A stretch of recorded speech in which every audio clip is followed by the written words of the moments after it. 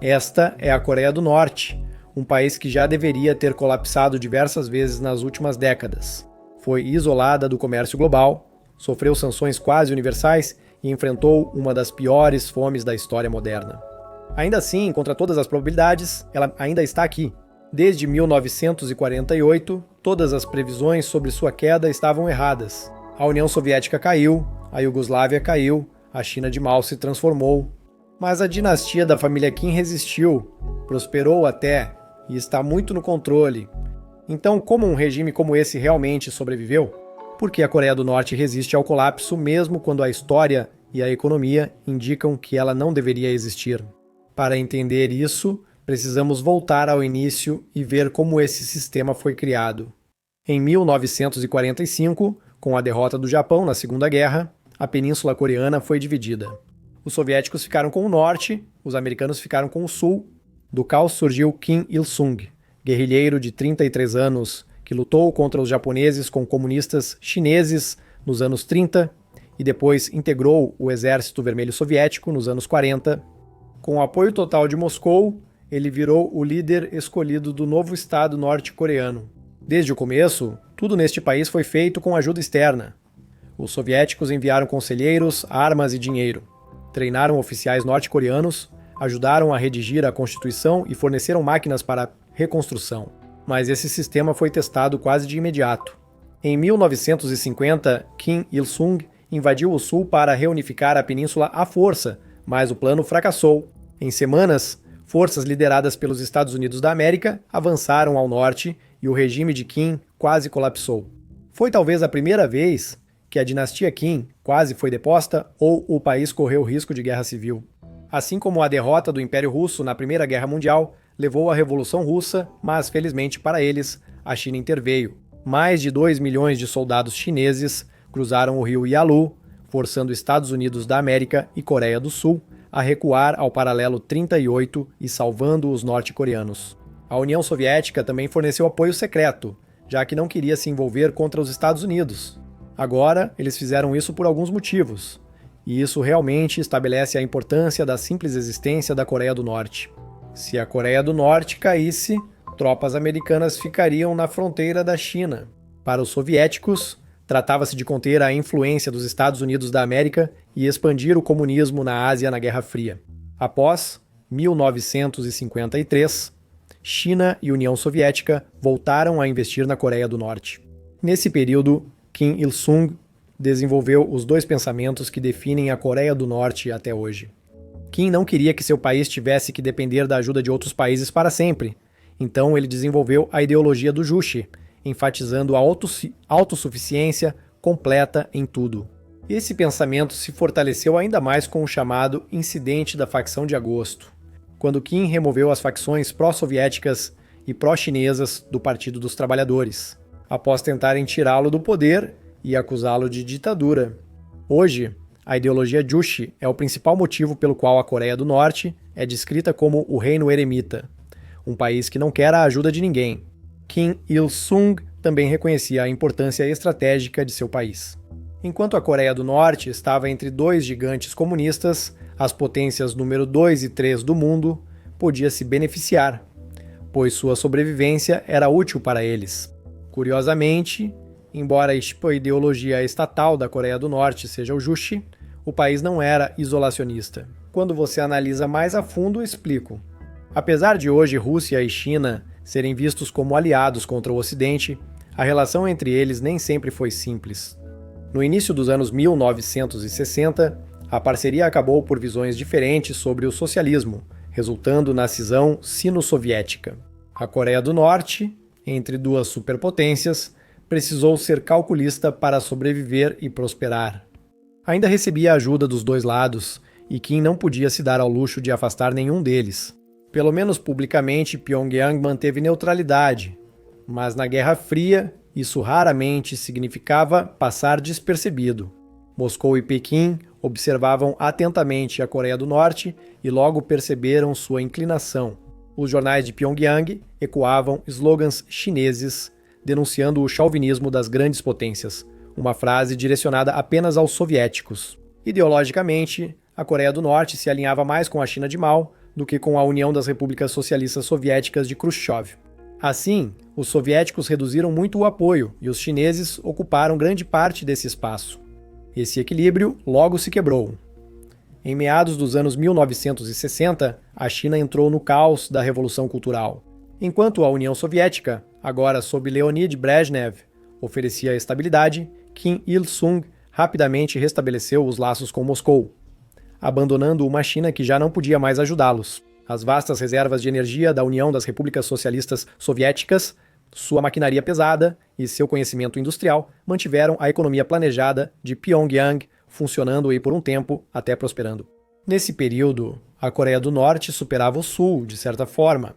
É difícil imaginar hoje, com o 17 trilhões de dólares e o do 26 bilhões, uma diferença de 65 para 1. Porém, nas décadas após a Guerra da Coreia, a situação era oposta. Naquela época, a Coreia do Norte era a metade mais industrializada da península, em grande parte graças à forte ajuda soviética e chinesa. Apenas em meados dos anos 1970, o rápido crescimento exportador da Coreia do Sul a colocou à frente do Norte. As coisas começaram a mudar rapidamente à medida que a União Soviética ficava cada vez mais fraca, até seu eventual colapso.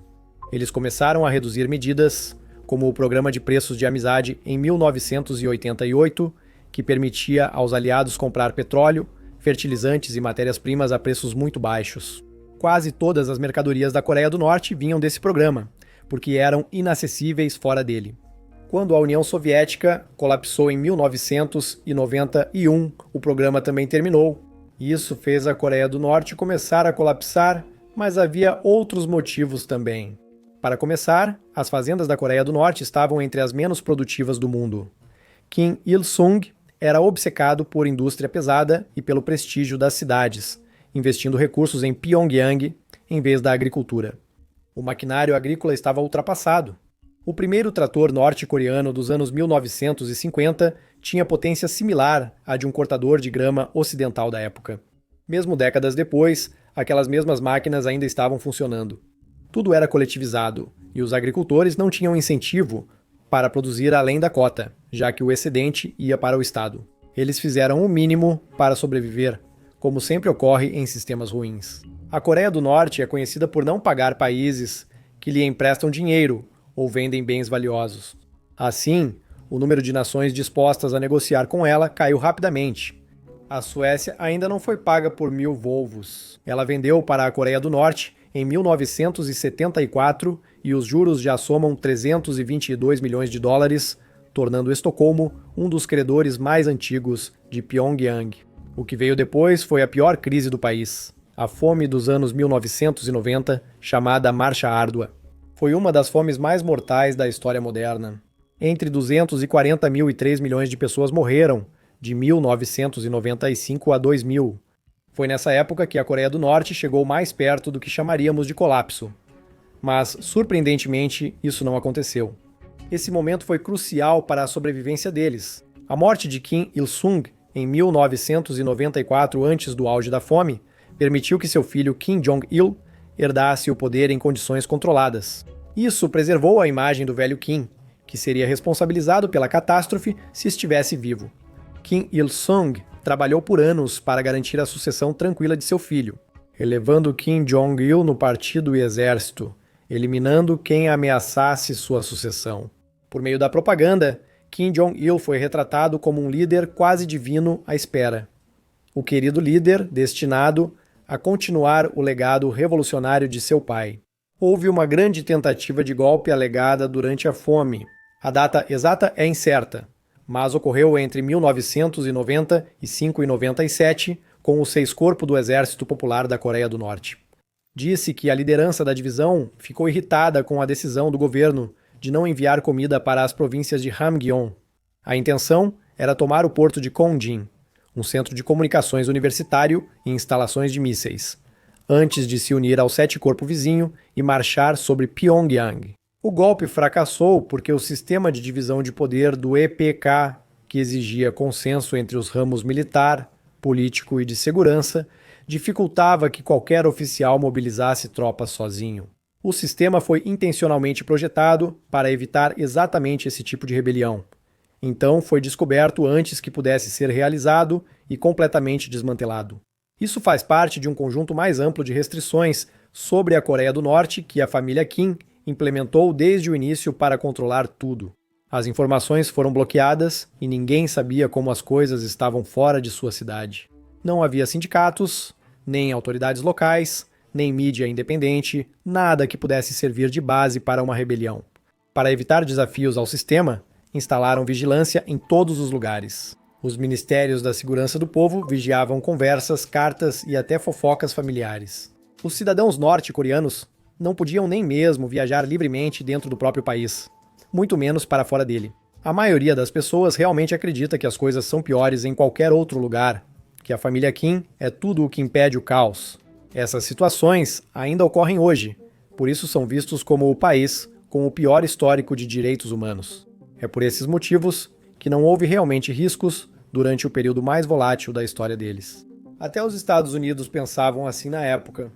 Durante a fome, membros seniores do partido e elite militar continuavam bem e não queriam arriscar isso, não só por eles mesmos, mas também por suas famílias. O rígido sistema de classes da Coreia do Norte, o Songbun, garantia que a lealdade fosse recompensada, mas também destruía a vida e a linhagem das pessoas. No Songbun, norte-coreanos são classificados pela história política familiar, o que pode definir empregos, o cargo que pode ocupar, a comida que recebe e até se seus filhos podem ir à universidade. Mas o aspecto mais assustador disso é a política norte-coreana de culpa por associação, a ideia de que o castigo se estende por 3 gerações. Então, se alguém cometeu um crime político, seus pais e filhos podem ser presos ou executados junto com essa pessoa. Enquanto isso, a incapacidade do partido de distribuir comida adequada para as pessoas de baixa patente e cidadãos comuns, assim como a distribuição injusta para os membros seniores do partido, estabeleceu uma mentalidade de cada um por si entre os norte-coreanos.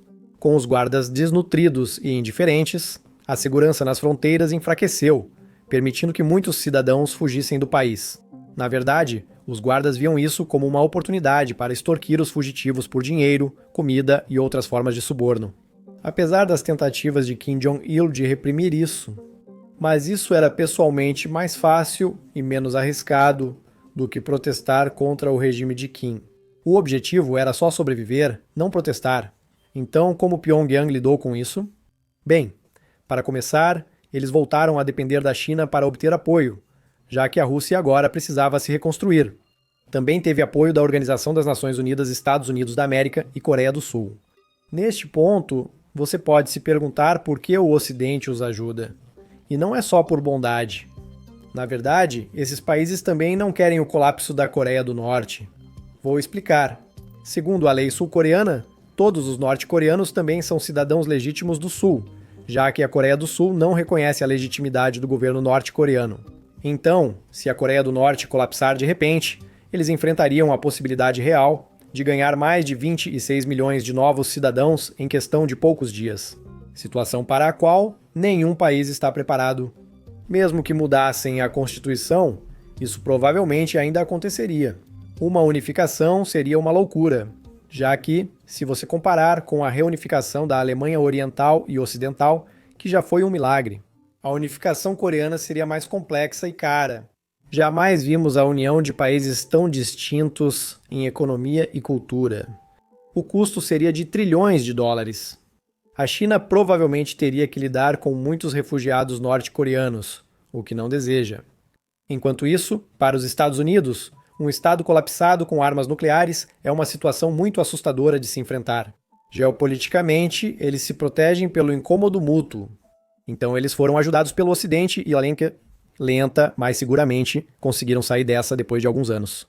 É importante notar que revoluções geralmente não ocorrem apenas porque países são pobres e repressivos, como sugere a ficção. A União Soviética não possuía a pior economia mundial ao colapsar. Muitos países africanos hoje estão em situação pior do que antes, mas ainda resistem. A China não colapsou no grande salto adiante, apesar da fome que matou milhões. Por outro lado, tanto o Império Britânico quanto o francês colapsaram quando eram relativamente ricos, mesmo durante o crescimento econômico do pós-guerra? Para alguns, a resposta é simplesmente que você pode ter uma economia terrível e sobreviver como país, mas não pode ter uma economia terrível e sustentar um império. O que é verdade, mas não é tudo. Muitos caem quando o governo é fraco e as pessoas veem chance de mudança. A União Soviética não teve um líder supremo depois de Stalin, e a Iugoslávia não teve alguém como Tito. E não estou dizendo que essas pessoas foram bons líderes, de forma alguma, mas eram âncoras de autoridade. Depois que eles partiram, toda a estrutura desmoronou. Na transição de poder no norte para Kim Jong-un, voltaram as preocupações sobre instabilidade e colapso. O processo de sucessão veio rapidamente depois que Kim Jong-il sofreu um derrame grave em agosto de 2008. Kim Jong-un só foi apresentado como sucessor 2 anos depois, ao ser nomeado general de 4 estrelas. Um ano depois, Kim Jong-il morreu em dezembro de 2011. Então, ele teve apenas 1 ano para se preparar para sua ascensão, ao contrário de seu pai, que teve décadas. Novamente, nessa época, alguns especialistas consideravam o colapso da Coreia do Norte uma probabilidade razoável. Durante exercícios militares em 2013, Estados Unidos da América e Coreia do Sul simularam cenários para se preparar para tal evento. Kim Jong-un fez expurgos em massa, eliminando cerca de 44% dos principais oficiais para consolidar seu poder, como seu pai e avô, destacando-se a execução de seu tio Jang Song-taek em dezembro de 2013. Kim Jong-un enfrentou desafios distintos dos anteriores para manter a Coreia do Norte estável, principalmente lidando com sanções quase totais. Tecnicamente, a Coreia do Norte vem sendo sancionada de alguma forma desde os anos 50. Isso se intensificou em 2006, quando realizaram o primeiro teste nuclear subterrâneo, levando a um embargo de armas. Destaco que esse foi um momento crucial, pois agora a Coreia do Norte não pode mais colapsar por intervenção estrangeira devido à sua dissuasão nuclear. Mesmo mais fracos que os Estados Unidos da América, apenas ter armas nucleares já garante proteção. Mas foi em 2013, com o terceiro teste nuclear e o primeiro sob Kim Jong-un, que isso começou a se tornar o que é hoje. As resoluções 2087 e 2094 da Organização das Nações Unidas proibiram grandes transferências de dinheiro, atingiram bancos estrangeiros ligados a eles, restringiram o comércio de metais preciosos e começaram a prejudicá-los economicamente. As últimas grandes sanções adotadas pela Organização das Nações Unidas foram em 2017, com as resoluções 2371, 2375 e 2397, que basicamente se estenderam para um cerco econômico total. Limitaram petróleo e derivados, proibiram receita do trabalho no exterior e encerraram todos os investimentos conjuntos. A Coreia do Norte perdeu 90% das exportações legais e quase todo o acesso ao sistema financeiro global. O mundo estava tentando fechar toda a economia deles. No entanto, aqui estamos hoje, e a Coreia do Norte ainda está de pé. Então, o que houve? Eles se adaptaram. Pyongyang criou uma economia subterrânea baseada em atividades ilícitas, destacando-se o cybercrime. Desde cerca de 2014, a Coreia do Norte desenvolveu uma nova e altamente lucrativa fonte de renda, o cybercrime patrocinado pelo Estado. No centro dessas operações está o Departamento 121, o braço de guerra cibernética do Departamento Geral de Reconhecimento, a poderosa agência de inteligência da Coreia do Norte. Seus hackers frequentemente atacam bancos, corretoras de criptomoedas, órgãos governamentais e empresas privadas globalmente. O Grupo Lázaro é a unidade mais notória, responsável por grandes assaltos digitais da história. Só em 2025, eles roubaram mais de 2 bilhões de dólares, um aumento em relação aos 134 bilhões de 2024, um crescimento de 103% em relação ao ano anterior. E esse total segue crescendo. Sob Kim Jong-un, a Coreia do Norte tornou-se a mais agressiva ameaça cibernética estatal aos sistemas financeiros globais. Durante esse tempo, a China ajudou a Coreia do Norte a driblar sanções com empresas de fachada, evasão marítima, contrabando de fronteira e bancos chineses. Eles representam cerca de 98% do comércio total da Coreia do Norte, o que significa que basicamente sustentam o país para seu próprio benefício, é claro, mantendo-os dependentes deles. China e Coreia do Norte não são amigas. A China vê a Coreia do Norte como um estado tampão entre ela e a Coreia do Sul, aliada dos Estados Unidos da América. Recentemente, a parceria entre Coreia do Norte e Rússia se intensificou, pois ambos estão isolados internacionalmente. Após a invasão da Ucrânia, Pyongyang fornece cerca de 40% das munições usadas pela Rússia na guerra. Milhões de projéteis, milhares de soldados e centenas de mísseis, com armamentos avaliados em cerca de 10 bilhões de dólares e benefícios totais acima de 20 bilhões durante a guerra. Em troca, Moscou envia petróleo, alimentos e proteção diplomática na Organização das Nações Unidas. Isso virou uma aliança benéfica para ambos os regimes. Até agora, as coisas melhoram para o Reino Eremita. Em maio de 2025, a Agência de Inteligência de Defesa dos Estados Unidos da América avaliou que a Coreia do Norte tinha sua posição estratégica mais forte em décadas. A decisão de Kim Jong-un de apoiar a Rússia na guerra contra a Ucrânia reforçou significativamente a posição global de Pyongyang. Durante discurso pelo 80, o aniversário do Partido dos Trabalhadores da Coreia, Kim prometeu tornar o país o principal paraíso socialista do mundo. Esse objetivo pode continuar fora de alcance, considerando bem tudo, mas será fascinante observar como a estabilidade da Coreia do Norte continuará a evoluir nos próximos anos. Até estudiosos coreanos não compreendem a estabilidade do regime norte-coreano, basicamente porque foge ao padrão da ciência política. Ao tentar entender o que motiva esse sistema ineficiente a ainda receber apoio, se é que tem algum, mas ainda assim funciona? Se algo ocorresse com Kim Jong-un, mesmo sem sucessor claro, não é certo que o país colapsaria. Há evidências que sugerem que sua irmã, Kim Yo-jong, foi preparada para assumir caso algo aconteça com ele. Por ter presenciado a ascensão do irmão ao poder, ela conhece os métodos brutais às vezes necessários para manter a liderança. Dinastias sempre fizeram parte da história humana, mesmo durando séculos às vezes. E, por enquanto, os Kims nunca perderam o controle. Obrigado por assistir.